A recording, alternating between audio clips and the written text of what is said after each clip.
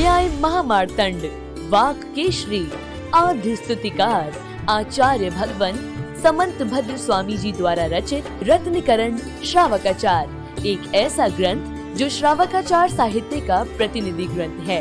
एक ऐसा ग्रंथ जो 1700-1800 वर्षों से श्रावकों का प्रिय एवं कंठहार है। एक ऐसा ग्रंथ जो गुण रत्नों से परिपूर्ण पिटारे की सदृश है। कैसे सुव्यवस्थित करें अपने जीवन को, आचरण का पालन कर कैसे बने श्रेष्ठ, कैसे उतारे रत्नकरण श्रावकाचार के गुण धर्म को अंतर्मन में।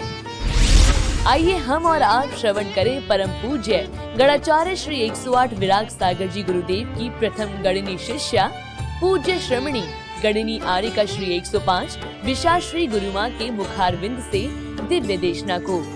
आज ही सब्सक्राइब करें YouTube चैनल को गुरुमा विशाश्री दर्पण। माता दी सत्संग की अधिक जानकारी प्राप्त करने के लिए संपर्क करें 7998441008 और 9644275349।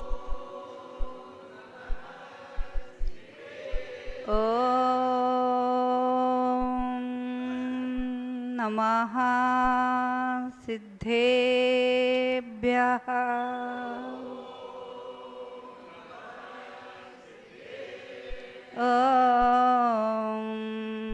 नमः सिद्धेभ्यः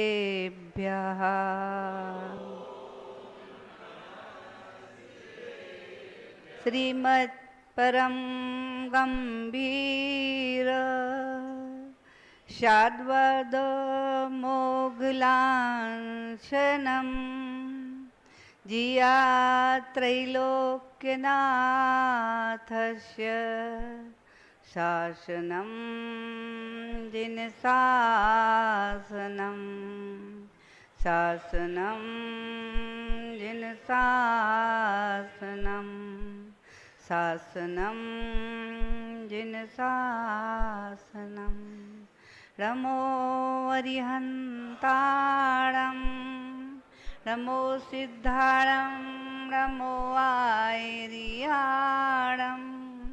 नमो वज्रायाणं नमो लोये सवसाहुणं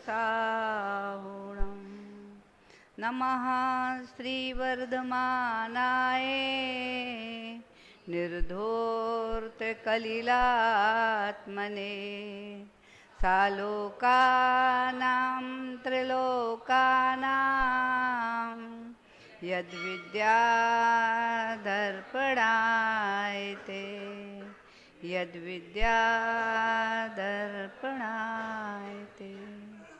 जय बोली अनंतानंद सिद्ध परमेष्ठी भगवान की, देवाई देवी कजराट श्री आदिनाथ भगवान की, कजराट श्री चंदा प्रभु भगवान की, कजराट श्री शांतिनाथ भगवान की, चिंतामणि पार्शनाथ भगवान की, शासन नायक महावीर भगवान की, परम पूज आचार्य श्री 108 समंत भद्र स्वामी की, परम पूज गणाचार्य गुरु श्री 108 विराग सागर जी महाराज की, परम पूज श्रवणाचार्य गुरु श्री 108 विशुद्ध सागर जी महाराज की, 3 कम 9 करोड़ मुनि महाराजों की, अहिंसा मई विश्व धर्म की।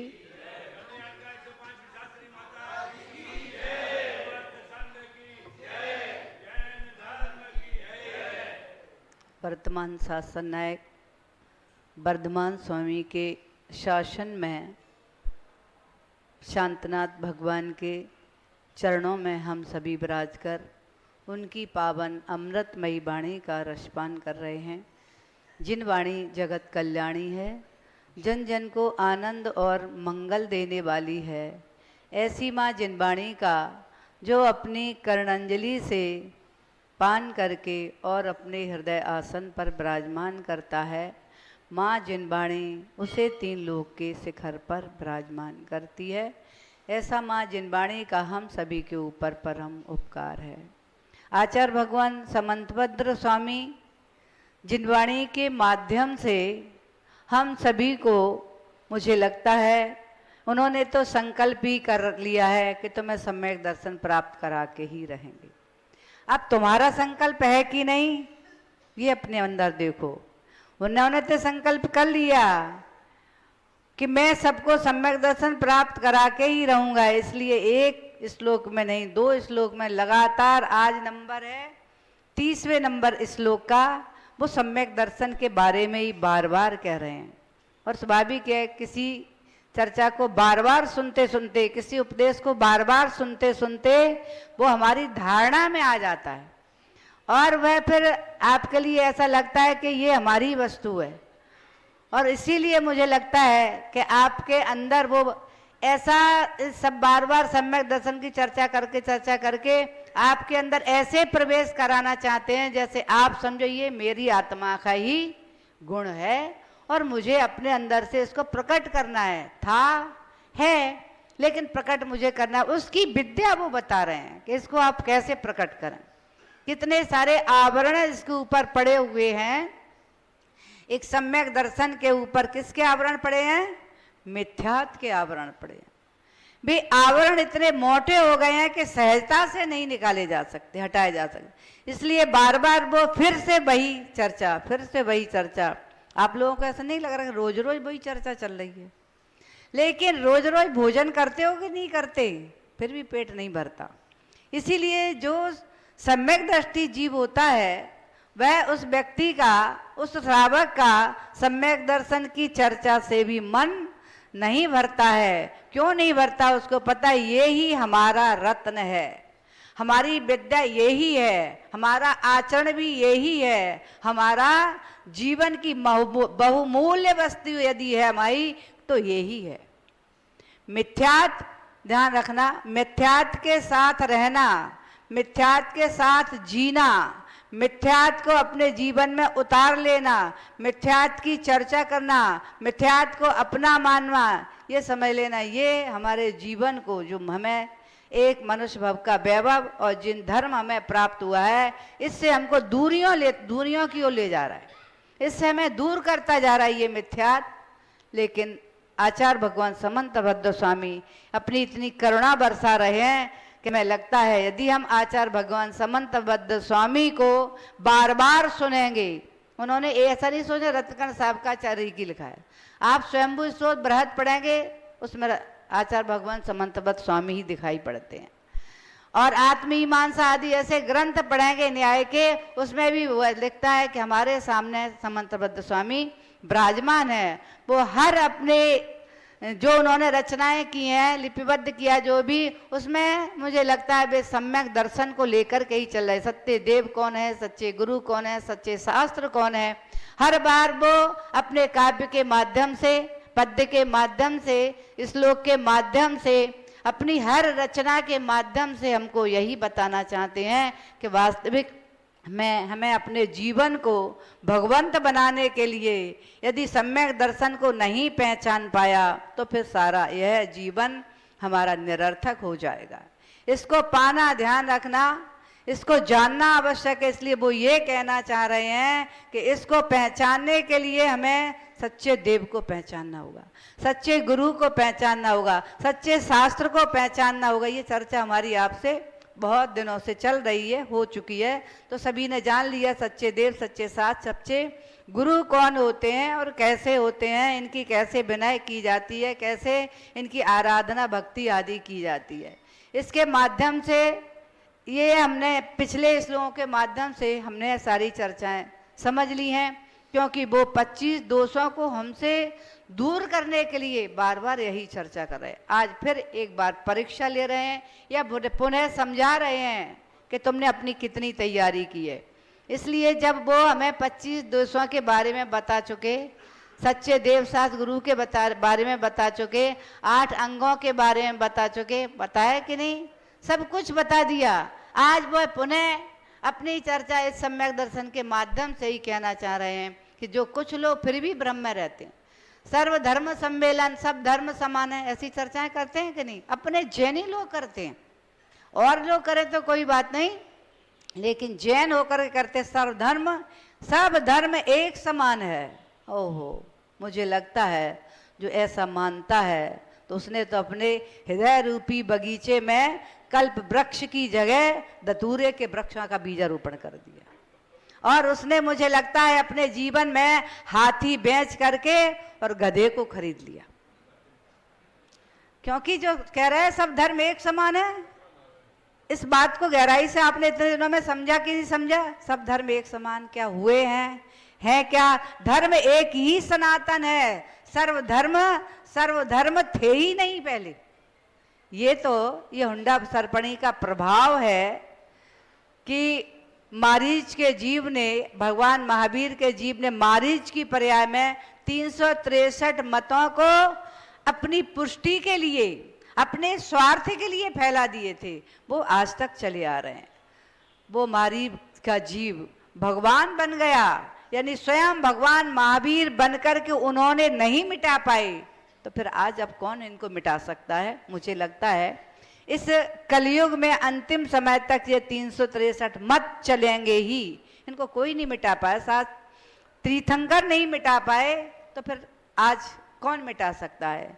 इसलिए हमें तो अपना पानी छानना है, हमें समझना है कि वास्तविक में सत्य हमारे आचार्य क्या कहना चाह रहे, हमारे भगवान ने क्या बताया है, कैसे बताया है, सत्य धर्म का क्या है, इसको कैसे हमें आचरण में उतारना है। इसके लिए सबसे पहले सत्य धर्म के प्रति हमारा श्रद्धान कैसा है।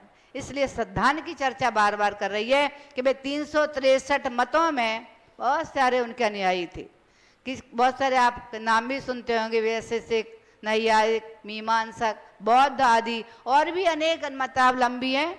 ऐसे उन्होंने अपने अपने मतों को फैलाया है, और है ना अपने, ऐसा नहीं, अंतर्राष्ट्रीय जगत में देखो केवल जिन धर्म ही नहीं है, अनेक धर्म है ना, वो सब 363 मत ही चले आ रहे हैं। लेकिन सत्य धर्म है, शाश्वत यदि धर्म है तो कौन सा है? जिन धर्म ही है, था, है और रहेगा। इस हुंडा सर्पणी के बाद में जब दोबारा नया काल परिवर्तित होगा, तब मालूम है जब चौथा काल आएगा तब से धर्म परिवर्तन होगा। एक केवल जिन धर्म ही रहेगा, इसके अलावा जितने आज धर्म चल रहे हैं एक भी धर्म नहीं होगा। और इससे भी आप जान सकते हो कि जितने भी हमारे देवी देवता हैं, सबके भवनों में, सबके बेमानों में, सबके जहाँ पर चैत्यालय हैं, सबके यहाँ कौन विराजमान है? जिनेंद्र भगवान अथवा अनंत भगवान ही विराजमान है, इसके अलावा कोई भी देवी देवता विराजमान नहीं है। इससे भी सत्य समझ में आता है कि हमारा शाश्वत धर्म कौन सा है? जिन धर्म ही है। अगर शाश्वत नहीं होता, सबके विमानों में तरह तरह के भगवान होते कि नहीं होते, लेकिन कहीं कोई भगवान नहीं है, केवल एक ही जिनेंद्र भगवान, अनंत भगवान ही विराजमान है। ये सत्य समझ में आ गया। इसलिए शाश्वत धर्म कौन सा है? जिन धर्म ही है। इसलिए सब धर्म एक समान नहीं है, वरना आप भी वैसे ही हो जाओगे जैसे अभी मैंने चर्चा की। इसलिए सर्व धर्म एक समान नहीं है, अपनी अपनी जगह है। हम किसी धर्म की अवज्ञा नहीं कर रहे, अभिनय नहीं कर रहे, निंदा भी नहीं करेंगे, लेकिन जो सत्य है उस सत्य को तो पहचानेंगे, जानेंगे और उसकी चर्चा करेंगे। उन सब में से 363 में से हमें परखना है कि सत्य क्या है, सत्य शाश्वत क्या है, और आत्म कल्याण का हेतु कौन सा धर्म है, आत्मा को परमात्मा बनाने वाला कौन सा धर्म है, जीवन में शाश्वत अनंत सुख को देने वाला कौन सा धर्म है, तो समझ में आएगा। जो धर्म है उसी की चर्चा है। आचार्य भगवान कह रहे हैं कि अनंत काल से हमारा आत्मा इन चतुर्गति भ्रमण में भटक रहा है। किसके कारण?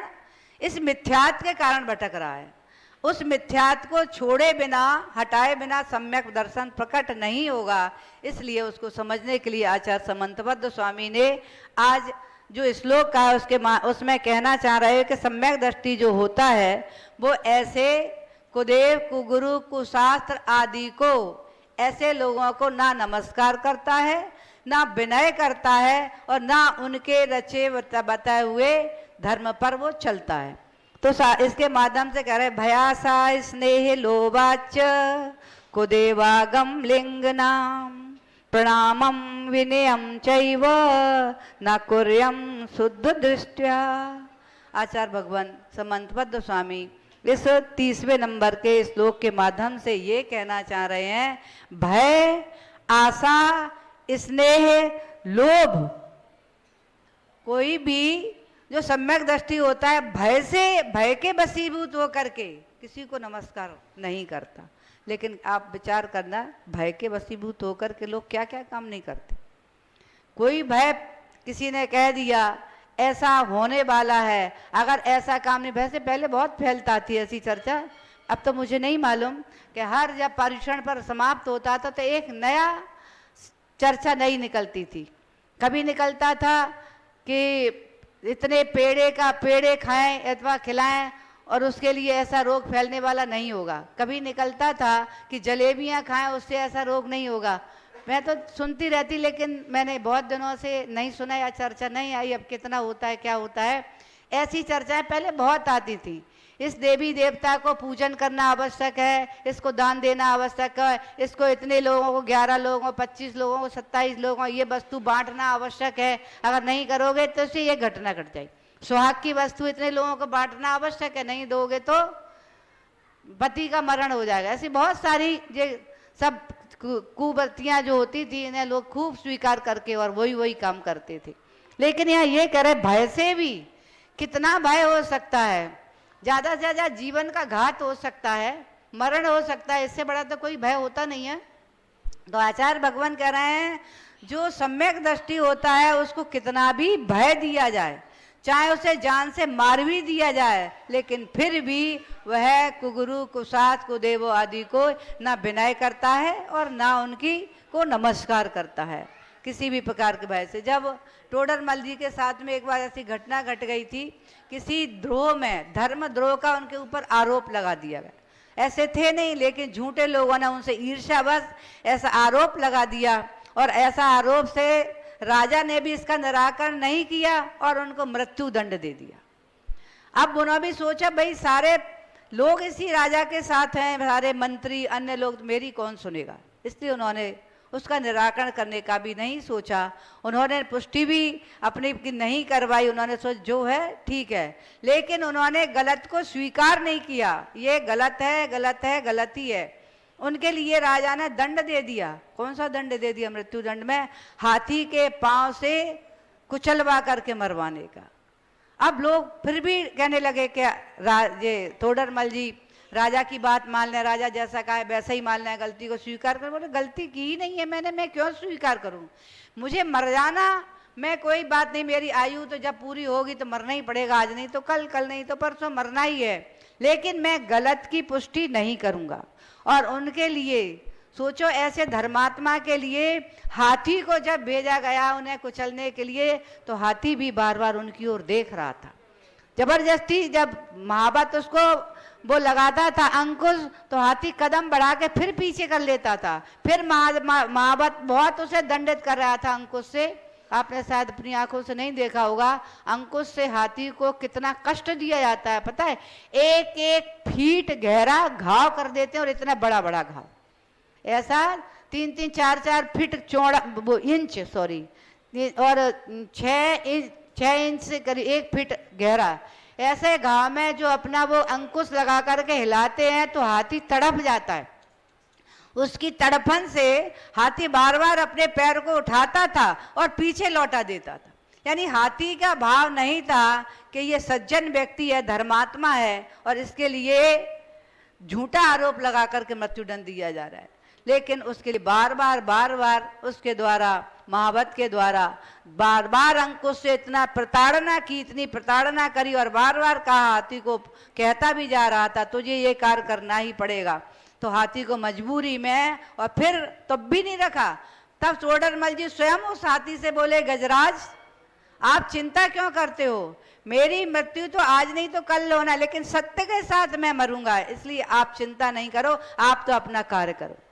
फिर हाथी ने उनके पेट पर जैसे ही पैर रखा, उनका उसके कुचलने से मरण हो गया। अब आप समझ गए होंगे कि भय से भी, मृत्यु से बड़ा कोई भय नहीं होता।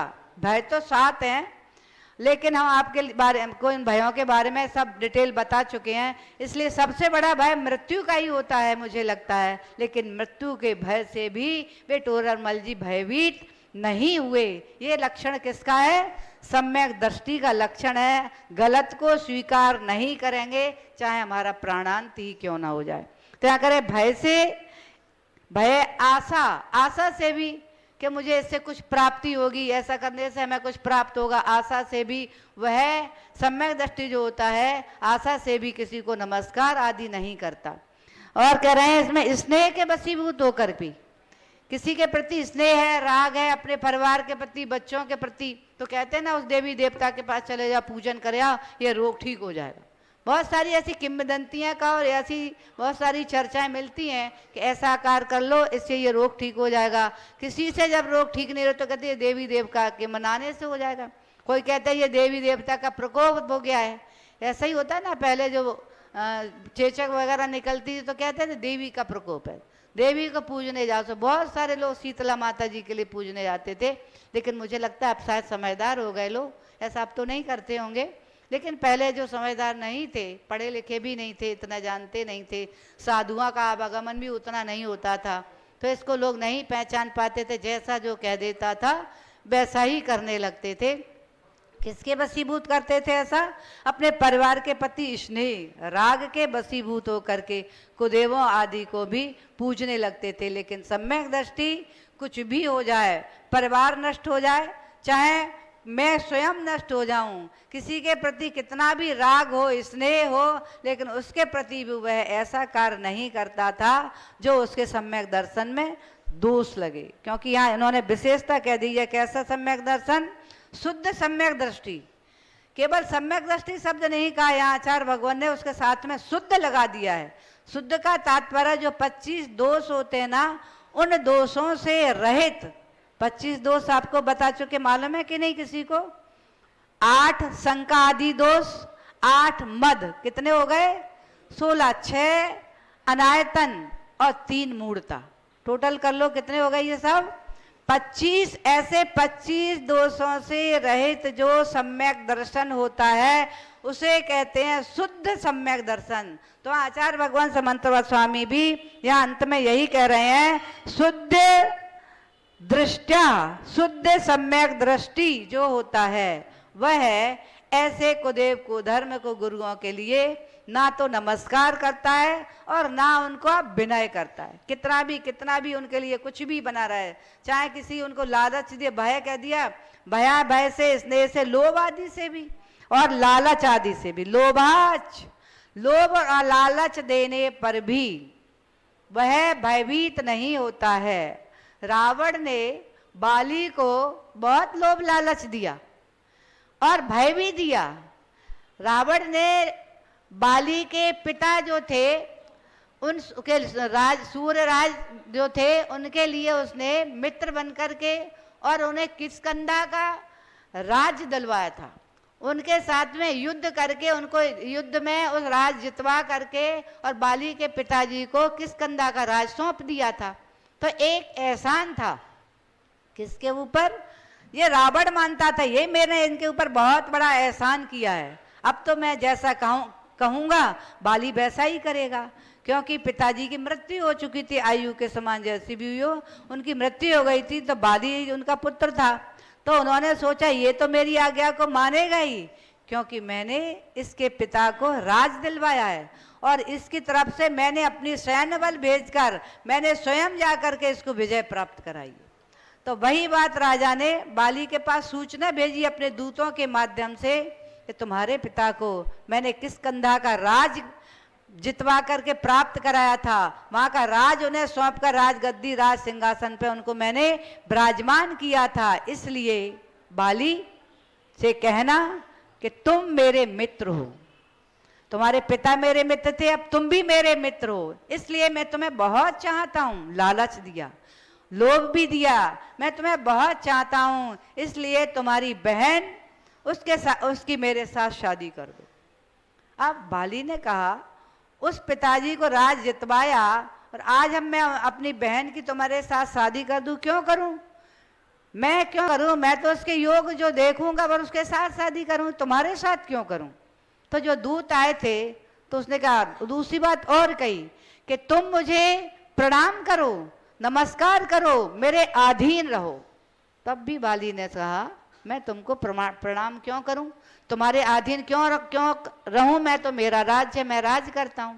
इसके साथ साथ और भी बातें कही, यदि तुम मुझे प्राण नहीं करोगे, मेरे चरणों में, मेरे सामने तुम्हारे हाथ नहीं जुड़ेंगे तो तुम सेना को जोड़ना प्रारंभ कर देना। यदि हाथ नहीं जोड़ सकते तो सेना जोड़ लेना, क्योंकि मैं अब तुमसे किष्किंधा पर पुनः युद्ध करके और तुम्हें परास्त करके किष्किंधा को जीत लूंगा। तब भी नहीं डरा बाली। ठीक है, जो होगा सो देखेंगे। फिर उसके बाद में उसने चिंतन की, बार बार यही चर्चा रही। तो फिर उसने सोचा कि मैं डरूं क्यों ना, मैं भयभीत हूं, इससे ना डरूंगा। ज्यादा से ज्यादा क्या होगा, तेरी राज प्रजा बहुत है तेरे पास, तो क्या होगा, मैं पराजित हो जाऊंगा। तो उन मंत्रियों ने भी बार बार सोचने लगे, ये तो युद्ध करने के लिए तैयारी हो रहा है बाली। तो मंत्रीगण बोले बहुत सारे आकर के बाली से, राजन आप है ना चिंतन करो, विचार करो, राजा के पास बहुत, रावण के पास बहुत अक्षौणी सेना है और तुम्हारे पास तो उतनी सेना है ही नहीं।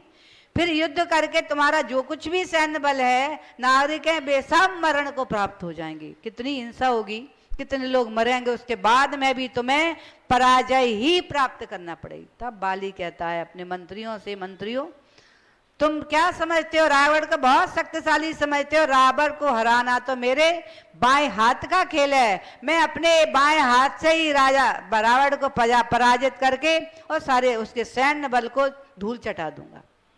अब मंत्रीगण और घबराने लगे, ये तो अब वीरता पे उतर आया, अब तो युद्ध करने पर ही उतर आया। और सत्य है, क्योंकि इसके पास तो थोड़ी शक्ति है, थोड़ी सी सेना है, ये तो पराजित हो जाएगा, कितनी हिंसा होगी। बार बार मंत्रीगण उससे कह रहे थे। तो उसने चिंतन किया, फिर योग शुरू हो गया। कौन सा योग?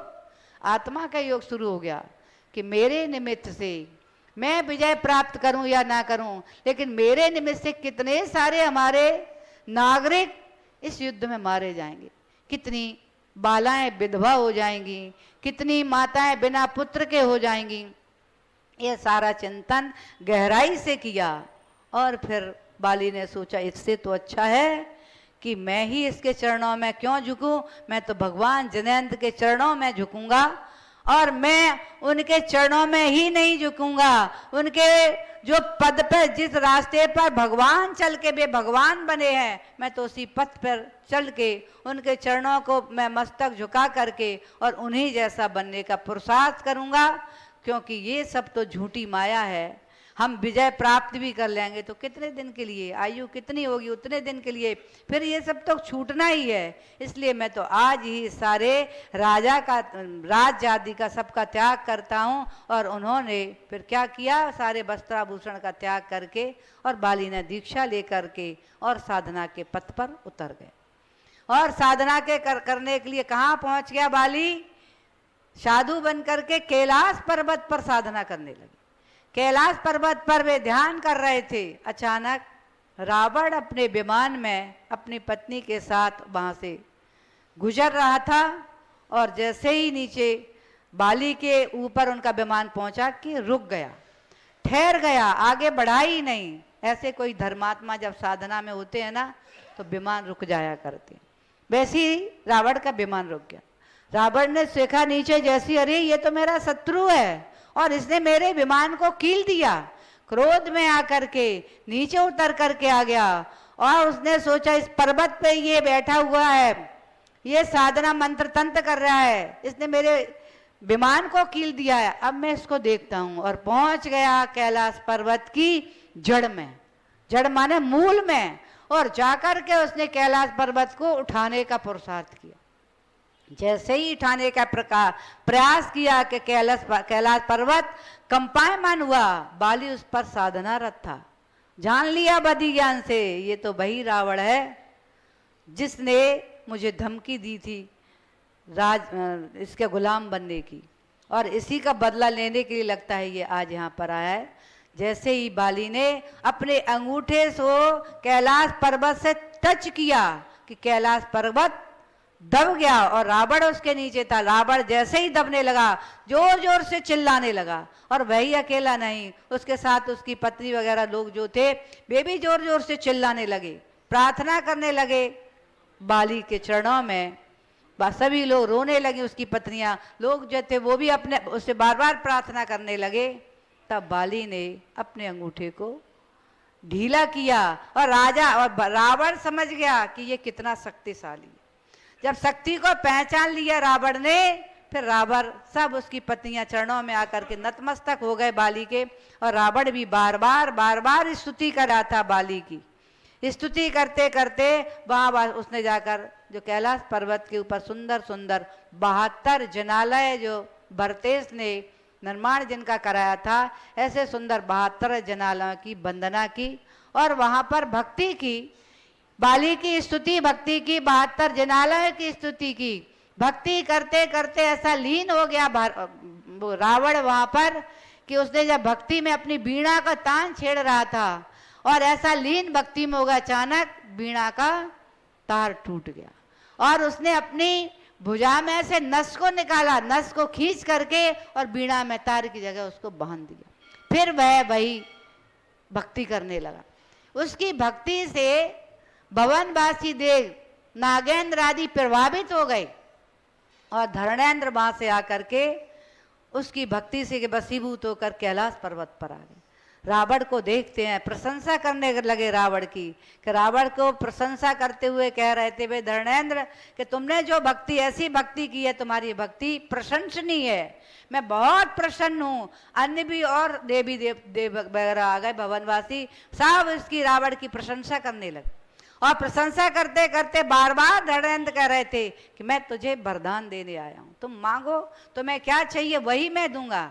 रावण बार बार कह रहा था मैं कोई वरदान लेने नहीं आया हूँ, मैं तो भगवान की भक्ति करने आया हूँ। लेकिन फिर भी बार बार धरणेंद्र प्रार्थना कर रहे थे रावण के चरणों में, हाथ जोड़े हुए क्या खड़े हुए थे, मैं तुम्हें वरदान देकर के ही जाऊंगा। और उन्होंने रावण को प्रसन्न होकर के वहाँ के भवनवासी देवों ने, धरणेंद्र आदि ने उनको अमोघ शक्ति नाम की विद्या सौंप दी। कौन सी विद्या दी? अमोघ शक्ति। जिस समय राम रावण का युद्ध चल रहा था, लक्ष्मण को जो शक्ति लगी थी ना, इसी विद्या से रावण ने लक्ष्मण को शक्ति दी थी। ऐसी शक्ति कहाँ प्राप्त हुई थी, कैसे प्राप्त हुई थी? भक्ति के कारण हुई थी। भक्ति क्यों की जाती है आपको मालूम है? आत्म कल्याण के लिए की जाती है और भक्ति ऐसी की जाती है क्योंकि भक्ति भरतेश ने भी की है।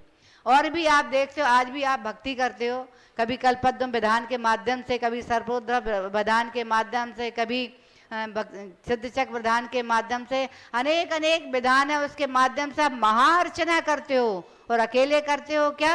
अपने परिकर के साथ, रिश्तेदारों के साथ, मित्रों के साथ, सबके साथ करते हो। उस तब भी अकेले नहीं रहते, उसके पास संगीत भी बुलाते हो और उसके साथ उससे भी आपको तृप्त नहीं होते तो आपके हाथ और पैर थिरकने लगते हैं। ऐसे ही रावण ने जो भक्ति की थी वहां पर, उससे कौन प्रसन्न हो गया? देवी देवता प्रसन्न हो गए। आपकी भक्ति से भी देवी देवताओं की पूजा नहीं की जाती, पूजा तो भगवान की जाती है। और भगवान की भक्ति से जो देवी देवता, रक्षक देव जो आदि होते हैं, वे प्रसन्न होकर के अक्षय और आपकी रक्षा भी करते हैं। आप ना उनको बुलाते हो, क्या बुलाया था रावण ने किसी देवता को? क्या किसी देवता की पूजन की थी? क्या रावण ने वरदान मांगा था? कुछ भी नहीं किया था। रावण तो जिनेंद्र भगवान की भक्ति कर रहा था, लेकिन जो देवी देवता थे वे उसकी भक्ति से प्रसन्न होकर के और उन्हें वरदान देने के लिए आए। तो शायद मुझे लगता है, कोई कहता ना भक्ति करने से पुण्य बढ़ता है, पुण्य बढ़ता ही है, सत्य है, लेकिन देवी देवता रक्षक भी उसका करते हैं, बुलाता नहीं। आपने देखा होगा, सुना भी होगा, जब जब धनंजय कवि थे, जब भगवान की भक्ति कर रहे थे और उनका पुत्र मरणासन अवस्था में पत्नी ने ला करके सामने डाल दिया था कि तुम भक्ति, गुस्सा ही उसने पहले बुलाया, फिर बुलाया, कोई बुलाने को भेजा, लेकिन वे घर नहीं पहुंचे।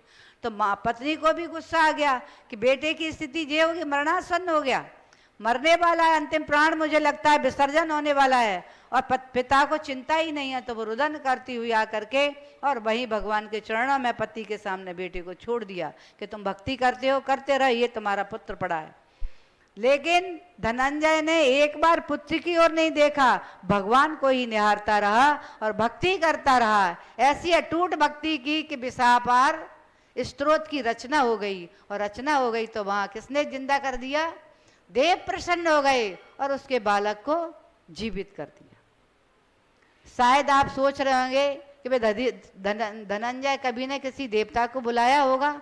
देवता को नहीं बुलाया, वे तो भगवान की भक्ति में लीन हो गए थे, आंख बंद करके, केवल भगवान, और वे सोच रहे मैं और मेरे भगवान हैं, और ऐसी भक्ति में लीन हो गए कि पुत्र की मृत्यु हो गई है, अब जीवित होने वाला नहीं है, उसकी आयु होगी शेष तो जिएगा, नहीं होगी तो मैं उसको जिंदा करने वाला नहीं हूं, भक्ति अधूरी क्यों छोड़ूं, भक्ति अधूरी क्यों छोड़ूं। उसने अपनी पूरी भक्ति की विशाप आहार, पूरे विशाप आहार के 44 कितने काव्य हैं उसके, उतनी उसने रचना कर दी। और आज भी लोग उस विशाप आहार को मानते हैं, इसके पढ़ने से विषादी दूर होता है, लेकिन उसके पढ़ने से विषादी दूर हुआ कि भगवान की भक्ति करने से दूर हुआ। भक्ति में विशापाहार की रचना हो गई, भक्ति में भक्तांबर की रचना हो गई, भक्ति में ही कल्याण मंदिर की रचना हो गई। ये हमारे आचार्यों ने भक्ति की है।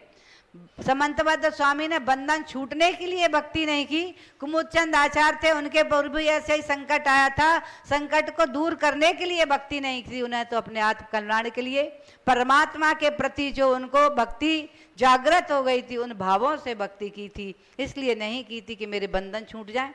अब ये कार्य किसने किया?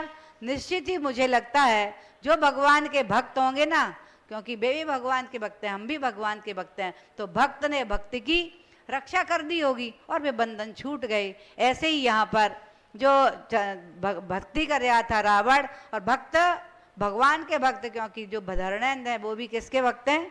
भगवान के भी ही भक्त हैं। उनके भवनों में भी भगवान की ही मूर्तियां हैं, तीर्थंकर भगवंतों की, इसलिए सबको पता है, चाहे वह कौन सा भी ग्रह हो, चाहे शनि ग्रह हो, चाहे बुध ग्रह हो, चाहे बृहस्पति ग्रह हो, चाहे सोम ग्रह हो, चाहे रवि ग्रह, कोई भी ग्रह हो, उस ग्रह के लिए आप उस ग्रह की पूजन करने लगो तो कौन सा धर्म है ये? मिथ्यात है। कौन सा धर्म है? मिथ्यात है। उन भगवान उस संकट में आप सोचा ये ग्रह से संकट आया है तो तीर्थंकर की पूजा करो। आप तो 24 तीर्थंकर की आराधना प्रतिदिन करो, ग्रह अपना कोई भी उपद्रव दिखाई नहीं पाएंगे, क्योंकि उनके जो इष्ट हैं वे ही तो हमारे इष्ट हैं। 24 तीर्थंकर, ग्रहों के 24 तीर्थंकर ग्रह सारे ग्रह 24 तीर्थंकर के इष्ट हैं, और हम भी 24 तीर्थंकर के इष्ट हैं। उसी प्रकार से रावण भी अपनी भक्ति में लीन था, और वे प्रसन्न होकर के, कौन? देव लोग प्रसन्न होकर के आकर के और उन्हें ऐसी विद्या दी। शायद सभी समझ गए होंगे कि बाली ने कितने भी संकट होने पर भी रावण को नमस्कार नहीं किया, रावण के लिए उसने अपनी बहन को नहीं दिया।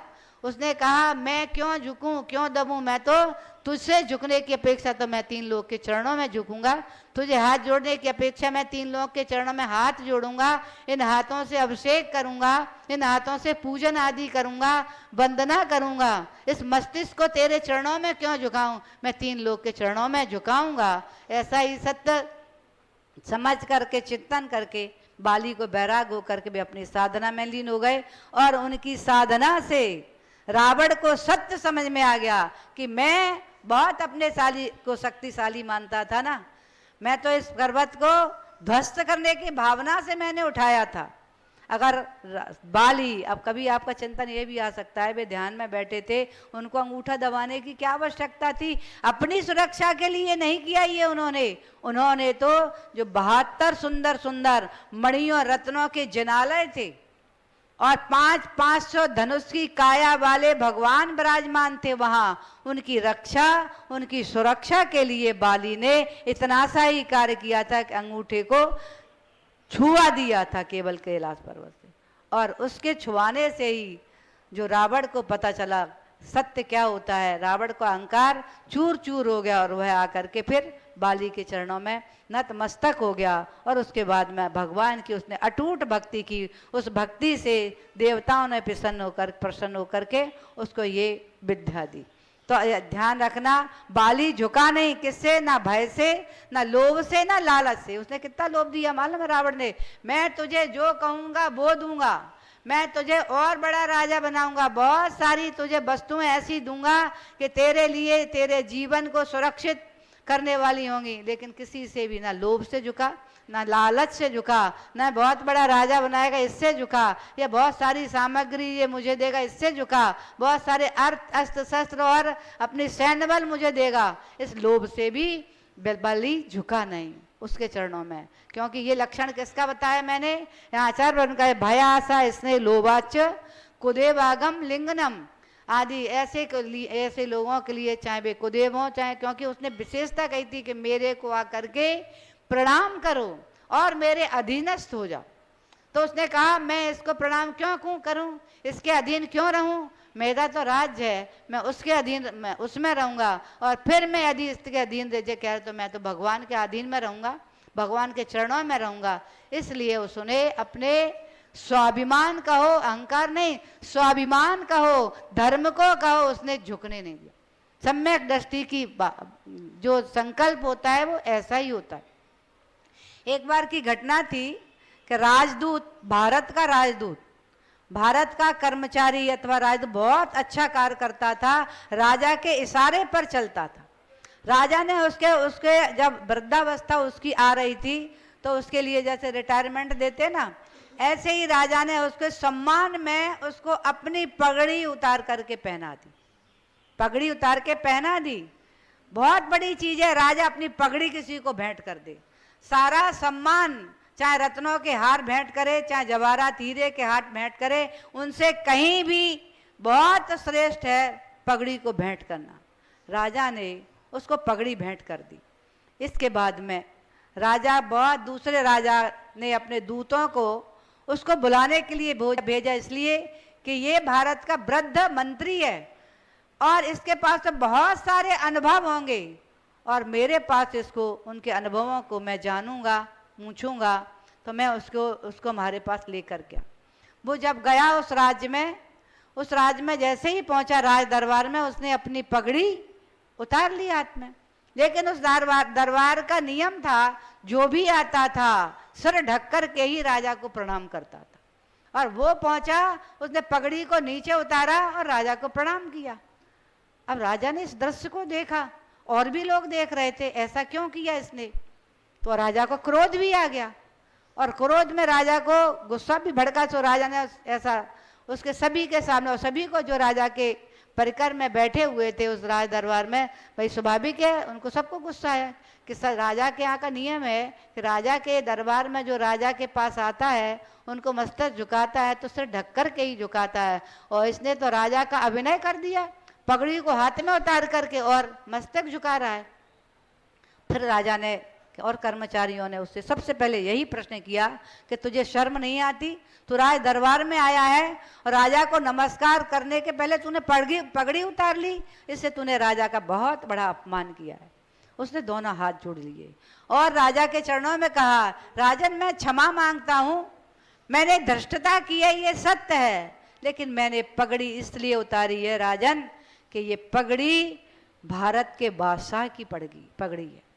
मैं अपनी पगड़ी लगा करके आपको नमस्कार करता तो भारत के बादशाह का सर आपके चरणों में झुकता, ये मेरी उसके प्रति गद्दारी होती।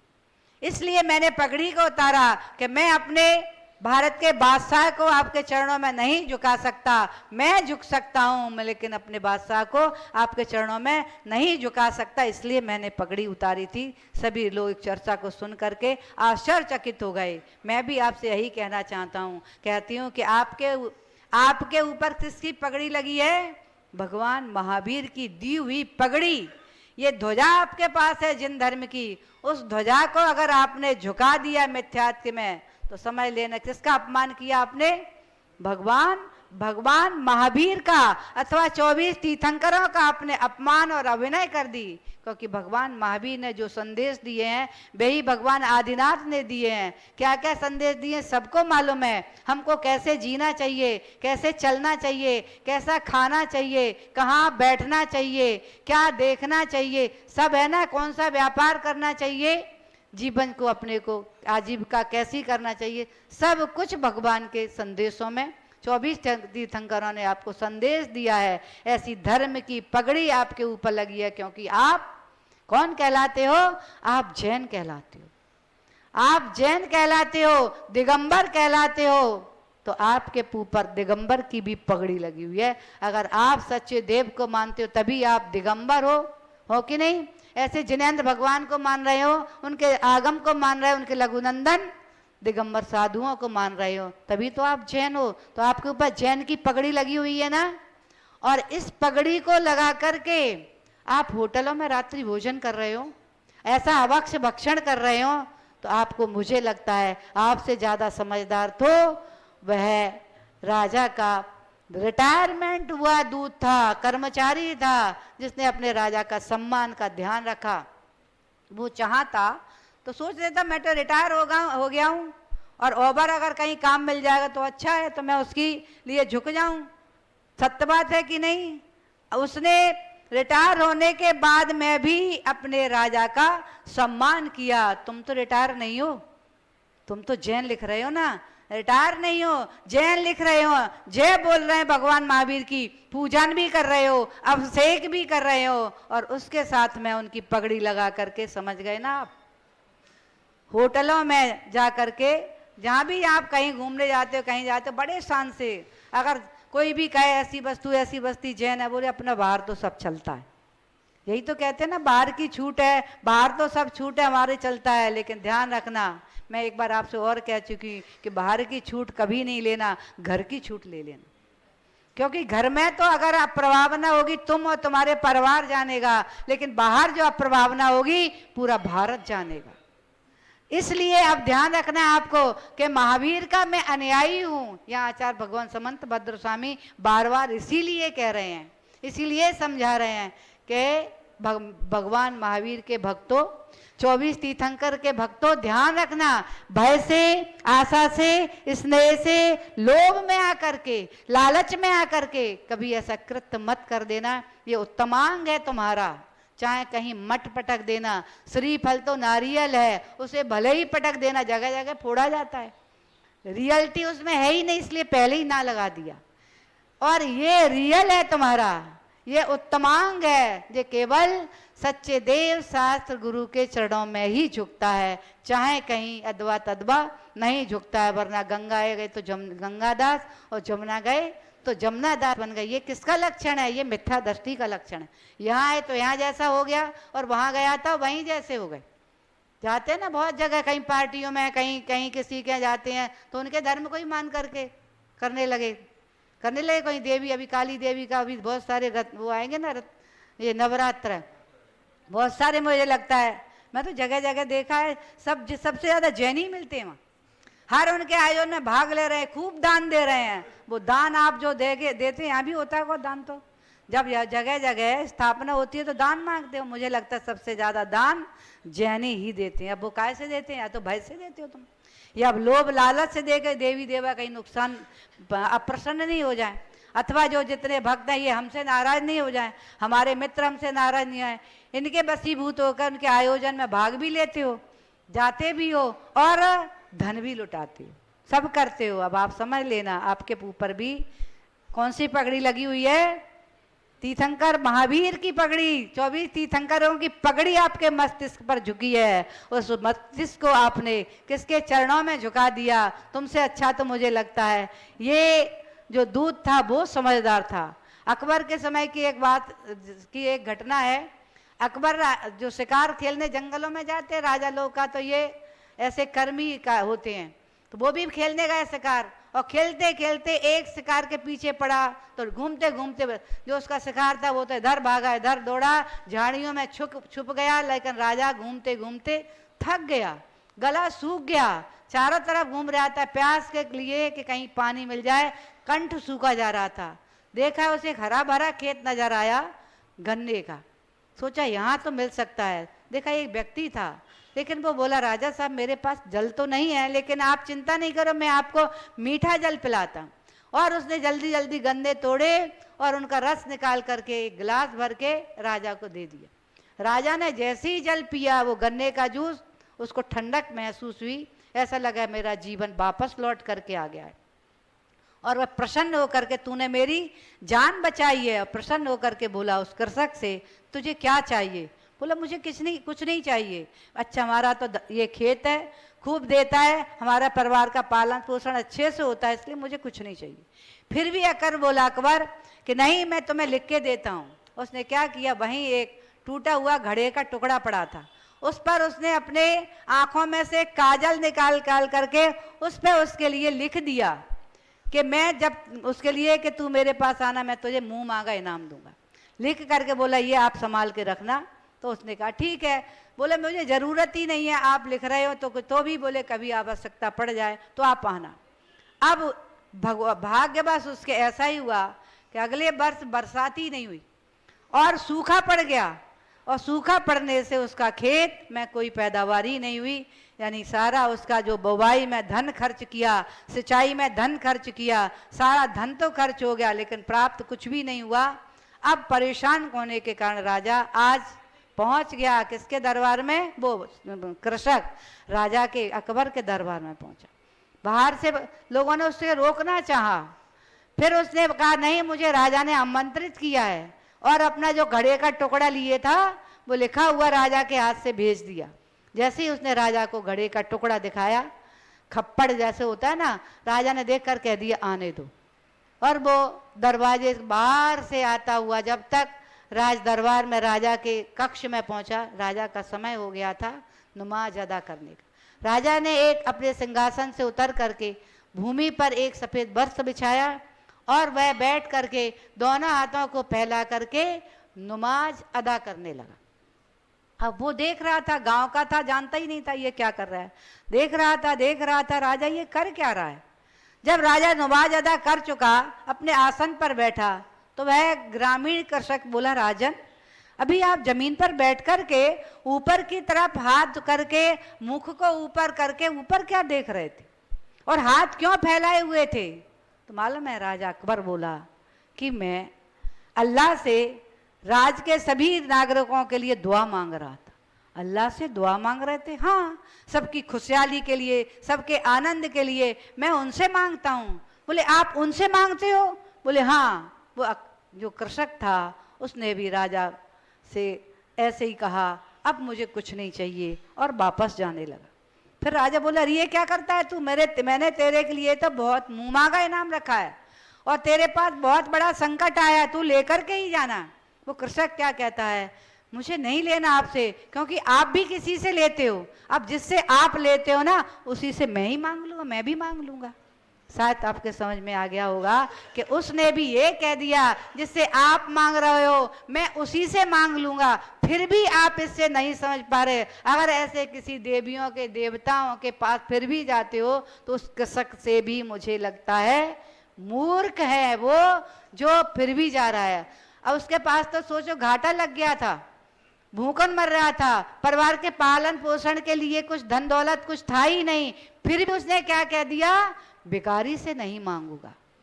मैं भिखारी हूं, तुम भी भिखारी हो, मैं छोटा भिखारी हूं, तुम बड़े भिखारी हो, इसलिए मैं इससे ऐसे भिखारी से नहीं मांगूंगा, मैं तो उनसे मांगूंगा जो दुनिया को लुटाते, मैं उनसे मांगूंगा जो दुनिया को लुटाते हैं। सही बात है, कौन लुटा रहा है? आप सोच रहे हो भगवान के पास तो कुछ है ही नहीं, वो क्या देंगे क्या लेंगे, लेकिन भगवान के पास तो आज भी छायक दान लब दिए, वे तो निरंतर लुटा रहे हैं। तुम अपनी पास क्षमता को अपनी जुड़ाओ, तुम जोड़ो अपनी अपनी क्षमता, तो देखो मैं मांगने की शक्ति रखता हूँ कि नहीं, मैं कैसी आराधना कर रहा हूँ, मैं कितना पुण्य अर्जित कर रहा हूँ। अगर तुम्हारे पास पुण्य अर्जित होगा तो भगवान तो निरंतर लुटा रहे हैं, और ऐसे भक्तों को प्राप्त हो रहा है। आप लोगों को प्राप्त हो रहा है कि नहीं हो रहा है? भगवान की भक्ति से क्या दे रहे हैं?